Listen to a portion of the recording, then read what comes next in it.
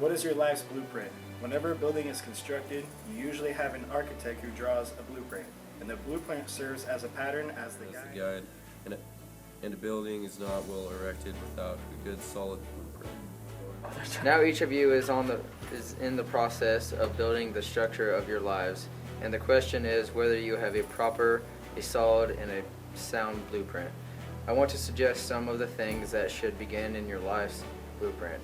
Number one in your life's blueprint should be a deep belief in your own dignity, your worth, and your own somebodyness. So don't allow anybody to make you feel that you are nobody. Always feel that you count. Always feel that you have worth. And always feel that your life has ultimate significance. Secondly, in your life's blueprint, you must have the basic principle, the determination to achieve excellence in your various fields of endeavor.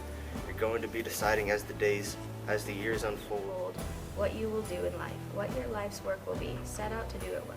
And I say to you, my young friends, doors are opening to you, doors of opportunities that were not open to your mothers and your fathers.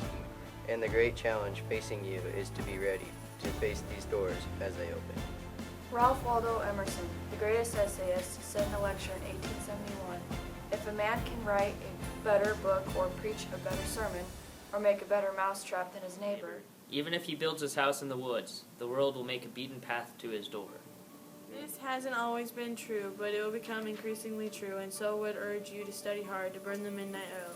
I would say to you, don't drop out of school. I understand all the sociological reasons, but I urge you that in spite of your economic plight, in spite of the situation that you're forced to live in, stay in school. And when you discover what you will be in your life, set out to do it as if God Almighty calls you at this particular moment in history to do it. Don't just set out to do a good job. Set out to do such a good job that the living, the dead, or the unborn could not do it any better.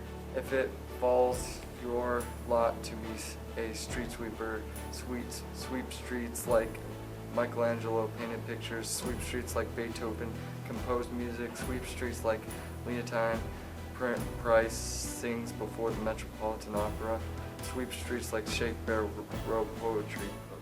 Sweep streets so well that all the hosts of heaven and earth will have to pause and say, "Here lived a great street sweeper, who swept his job well."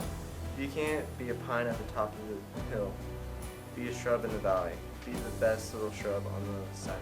Be a bush if you can't be a tree. If you can't be a highway, just be a trail. If you can't be a sun, be a star. For it isn't by size that you win or fail. Be the best in whatever you are.